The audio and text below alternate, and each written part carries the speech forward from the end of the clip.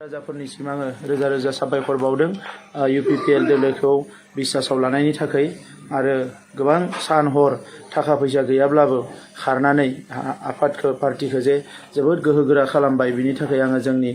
दोलोनि गासैबो मावथि बिबानगिरि दैदेनगिरिफोरनो रोजा रोजा साबायखर बावहरदों आङो बे समाव आरो बेजों लोगोसे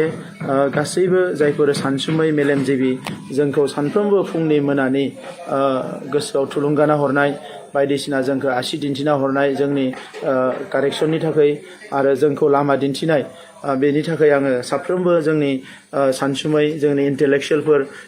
माहारिनि आङो बिथांमोननिसिम साबायखर बावदों गासैबो आफादफोरनिसिमबो आं साबायखर बावदों धोरोम आफाद समाज आफाद जायफोर जोंखौ मदद खालामदों आरो दुलाराय बर' फरायसा आफाद गासैनिसिमबो जोङो बे समाव रोजा रोजा साबायखर बावहरदों आरो बेजों लोगोसे नैबे समाव आङो मोननैसो खोथाखौ स्पष्ट बुंनो नागिरदों बिसायख'थिखौ जोङो गेलेयो सोलायनाय लाबोनो थाखाय जौगानाय लाबोनो थाखाय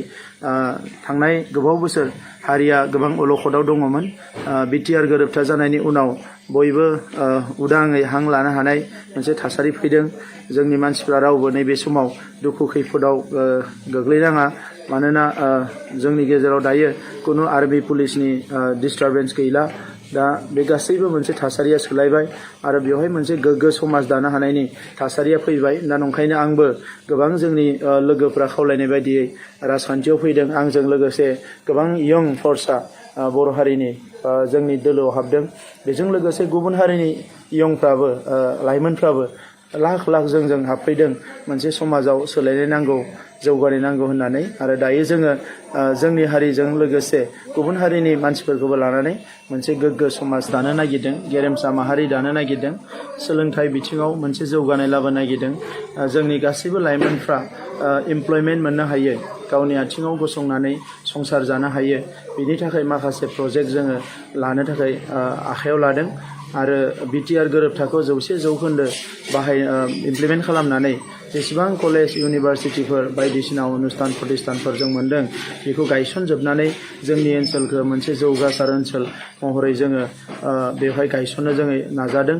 NDBनि जोंनि बिदा फंबायफ्रा गोबाङानो जेलाव दङ बिथांमोनखौ जोङो जेलनिफ्राय बरनजोबगोन सरकार फैनायनि उनाव बरनजोबनो नाजागोन आरो बेजों लोगोसे जायफ्रा रिहेबिलिटेसन मोनाखै बिथांमोनखौ रिहेबिलिटेसन होनायनि थाखाय जोङो खामानि मावगोन बिथांमोननि रिहेबिलिटेसना जथेस्थ' गोबाव जादों जानो हागौ कर'ना भाइरासनि थाखाय खामानिया गेजेराव थाबथादोंमोन दा जोङो नारसिनदों गभर्नमेन्टखौ जेसेबां हायो थाबनो रिहेबिलिटेसनखौ होनांगौ केसफोरखौ उइथड्र खालामनांगौ दा बिनि थाखाय जोङो गोख्रोङै खामानि मावगोन आरो जोंनि बिसेसकै दिनै रांखान्थियाव जोंनि हारिया गोग्लैसोनाय जोंनि बिमाफ्रा हाजिरा मुजिरा मावना जानांदों मैगं थाइगं फानना जानांदों जौ सेरेब फानना जानांदों दा बेफोरनो जोंनि गोसोखौ जोबोद दुखु होयो एखमबा मानोना बर' हारिया मोनसे जौगासार हारिमोन आरो दिनै समनि फान्दायनायाव समनि माबायाव गोग्लैनानै दिनै जोंनि हारिया बेबायदि जानो गोनां जादों दा बेफोरनिफ्राय जोंनि हारिखौ उदां खालामनो UPPL हान्जाया जों गोख्रों खामानि मावगोन आङो मोनसेल' खोथा बुंनानै आं फोजोबनो सानदों बेनो जाहैबाय BPF हान्जानिफ्राय सोरबा सानैसो मानसिफ्रा जोंखौ माखासे सिटखौ BJPनो फानबाय होननानै फोसावदों बियो नंखाय रायजो राजा नोंथांमोन जोङो 40 मासियावबो गेलेदों मोनसेबो मासिखौ जों रावनोबो हगारना होआखै आरो बे गासैबो मासिखौ जोंल' नङा गुबुन हारिफ्राबो जोंखौ मदद होदों दा बेनिखायनो दाख्लैबावै जि जोंहा गासै 20 सिट उदालगुरि आरो बाक्सायाव इलेक्सन जानानै थांबाय बेवहाय जोङो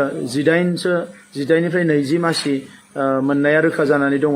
आरो क'क्राझार चिराङावबो मोनगोन दा बेखौ नुनानै BPF हान्जाया समखिनानै जोंनि सायाव बिथांमोना फान्दायनानै जोंखौ माखासे जोंनि सिटखौ BJPनो फानबाय होननानै नंखाय फोसावदों आं रायजो राजा नोंथांमोननि सिगाङाव गोख्रों गोसोजों बुंदों जोङो मोनसेबो सिटखौ रावजोंबो जोङो आन्डारस्टेन्डिं खालामाखै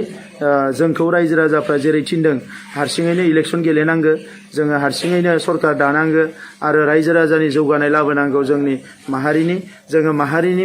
जोंनि सुबुंफ्रा मा लुबैयो जों बेखौसो मावगोन जोङो जोंनि इन्टेलेक्सुयेलफोर जोंनि माहारिनि सुबुंफोरनियाव पारमिसन लायालासे सोङालासे कुनुदिन बेबायदि खामानिखौ जोङो मावा आरो कुनुदिन मावनाय नङा आरो BPF हान्जाया बेबायदि प्रपगेन्डा खालामनाया दुखुनांथाव जोंबो खालामनो हायो नांगौबा जोंबो BPF हान्जानि BPF हान्जानि सायाव बायदिसिना बेबायदि नंखाय फोसावनाय खालामनो हायो। नाथाय राजखान्थिया बेबायदि नङा। समाजखौ मोनसे थार लामाजों दैदेनलांनायाबो राजखान्थि। दा नंखायनो नैबे समाव जोंनि माहारिखौ ओनसोलखौ जोङो थार लामाजों दैदेनलांनो थाखाय जों खामानि मावदों। गोजोन्थों।